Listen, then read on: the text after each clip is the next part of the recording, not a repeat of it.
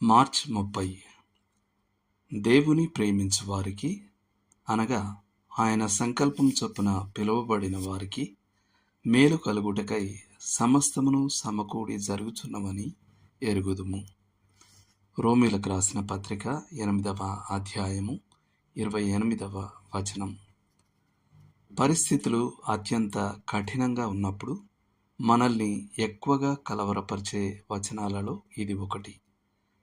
గాలి మెల్లగా వీస్తున్నంత కాలం మనం ప్రభు నేను నమ్ముచున్నాను అని చెప్పడానికి ఏ ఇబ్బంది ఉండదు.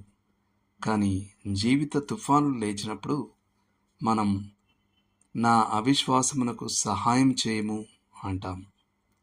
అయినప్పటికీ ఈ వచనం సత్యమని మనకు తెలుసు.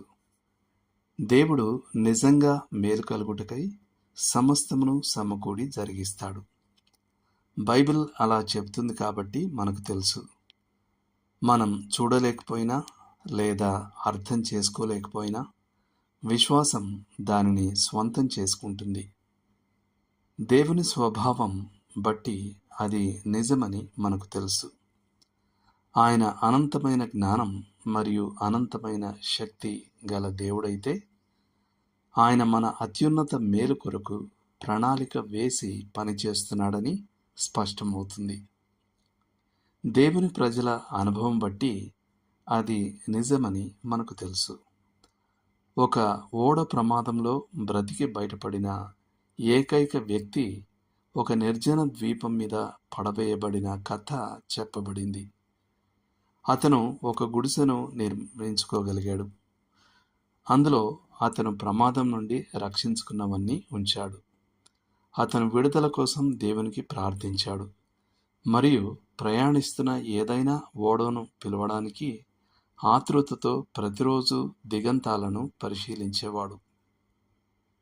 ఒకరోజు అతను తన గుడిసె మంటలలో కాలిపోవడాన్ని చూసి భయభ్రాంతుడయ్యాడు.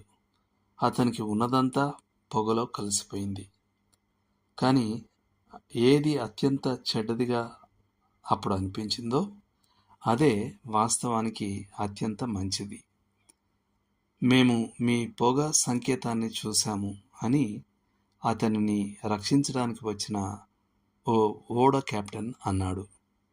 మన జీవితాలు దేవుని చేతులలో ఉంటే సమస్తము మేలు కొరకే సమకూడి జరుగును అని మనం గుర్తుంచుకుంటాం.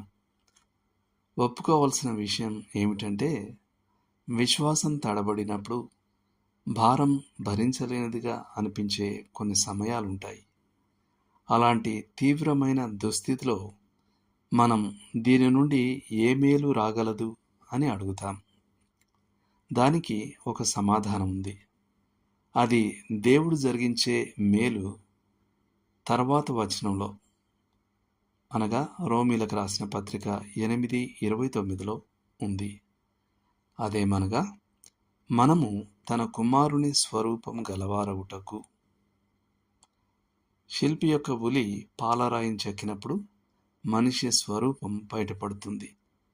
అలాగే జీవితపు దెబ్బలు మనలోని అయోగ్యమైన దానంతటినీ చెక్కివేసినప్పుడు మనం ఆయన ఆశీర్వాదకరమైన స్వరూపంలోకి మార్చబడతాం. కాబట్టి జీవితంలోని సంక్షోభాలలో మీరు ఏ మంచిని కనుగొనలేకపోతే ఈ ఒక్కదాన్ని గుర్తుంచుకోండి: క్రీస్తు స్వరూపంలోకి మార్చబడుట. దేవుడు మిమ్మును దీవించునుగాక. ఆమేన్.